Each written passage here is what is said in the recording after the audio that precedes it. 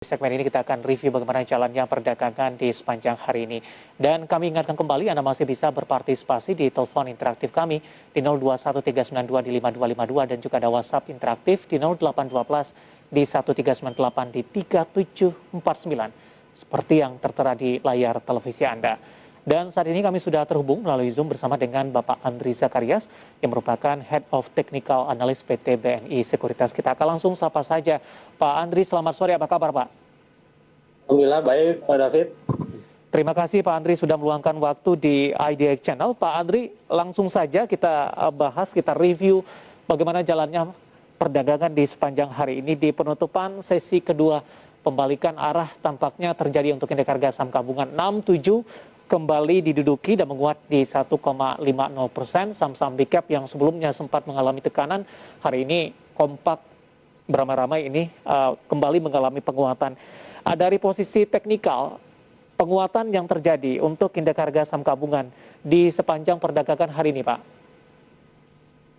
Ya, kalau dilihat sih emang trennya indeks sendiri masih naik ya. Beberapa kali juga kita lihat sounding juga di outlook juga, technical BNI Sekuritas juga emang target awalnya setelah break di atas 6693 emang targetnya 6820 sampai dengan 6990. Jadi emang ini jalur efek ini masih berlanjut, didukung oleh juga saham-saham unggulan ya. Pertama hari ini kan ya, garis 100 poin juga didukung dengan saham Telkom, perbankan juga tadi naik ya, BBCA juga sudah break di atas 7.900, SMG juga rebound dari bottomnya 6.600, ya Bank Mandiri, BNI, ya, PMTK juga ya, kebanyakan sih dari FI45 yang mendorong juga indeks ini menguat ya, dan juga polanya pun sama ya. Jadi isu Omikron saya pikir masih belum terpengaruh ke indeks ya, polanya sama seperti kayak waktu indeks kita terkena badai Delta ya, waktu di bulan Juli Agustus cenderung konsolidasi gitu pada David. Baik, secara teknikal apa yang mendorong para investor masuk kembali kepada saham-saham big cap di sepanjang perdagangan hari ini? Ya karena juga yang pertama karena inflow-nya juga bagus ya. Inflow asing minggu ini masih tetap net buy 1,2 triliun ya. Satu bulan ini masih net buy 6 triliun. Dan juga kinerja indeks pun juga saat ini pun sehingga hari ini masih net plus 2,6%. Ya, jadi masih tetap berjalan genre efek ya. Menjelang minggu depan ada FOMC meeting. Jadi biasanya kalau menjelang FOMC meeting ya pertemuan Bank Sentral Amerika biasanya juga indeks kita ini technical rebound dulu. Jadi ini memang yang pertama inflow juga menjelang FOMC meeting. Yang ketiga juga saya pikir kekhawatiran terhadap Omikron saya pikir tidak terlalu dikhawatirkan ya. Jadi pasar lebih cenderung mendorong membeli saham-saham unggulan yang cenderung lagging ya di tahun kemarin. Baik, untuk pekan depan Pak Andri, kemana arah pergerakan indeks harga saham gabungan Pak? 67 masih atau sudah termasuk ke dalam support yang cukup kuat atau di bawah level ini masih akan tetap disentuh oleh indeks harga saham gabungan? Ya kalau untuk indeks saya pikir akan menguji dulu ya ininya di 6754. Ya. Tapi kalau saya lihat juga mungkin agak terbatas kenaikannya karena kita juga masih fokus ke mungkin awal pekan depan masih akan ada profit taking ya karena kelihatan ini kenaikannya signifikan ya. Senin Selasa mungkin ada profit taking menjelang The Fed ya karena The Fed ini kan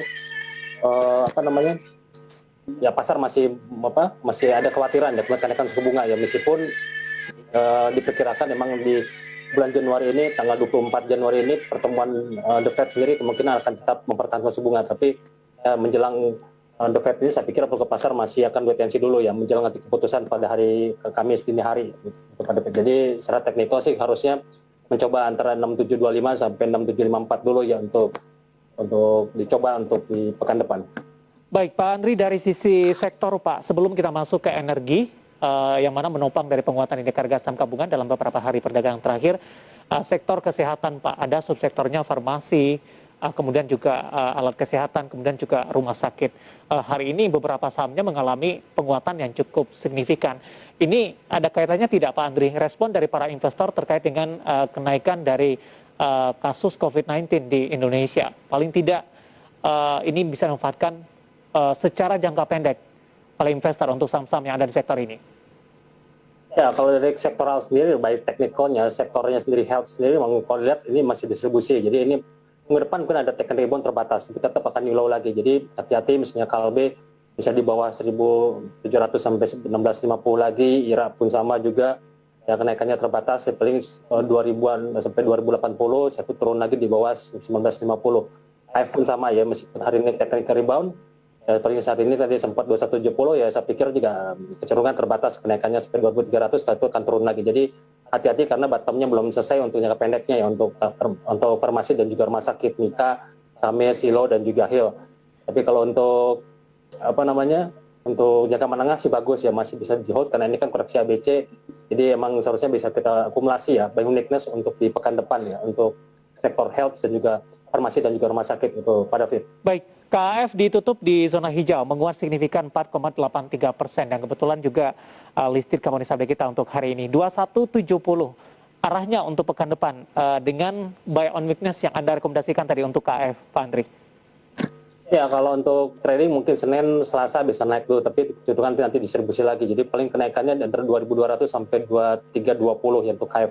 Karena kan hari ini kan closingnya kan bagus ya. Yeah. Candle itu menunjukkan pola morning star ya, pola reversal bullish. Tapi kalau dari kita melihat dari wave-nya ya, jadi elliott wave, counting wave ya. Jadi maksudnya ini koreksi 4 naik, ya 4 naik rebound, ini bukan rally, ini yang rebound sementara belum tending low lagi. Jadi kecenderungan kalau untuk investor bisa buy weakness, tapi untuk trader bisa untuk supportive buy untuk 1-2 hari ya, selanjutnya sampai Selasa untuk take profit.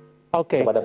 Apakah strateginya juga sama untuk INAF, Pak Andri? Hari ini menguat 3,48% di 2080, Pak.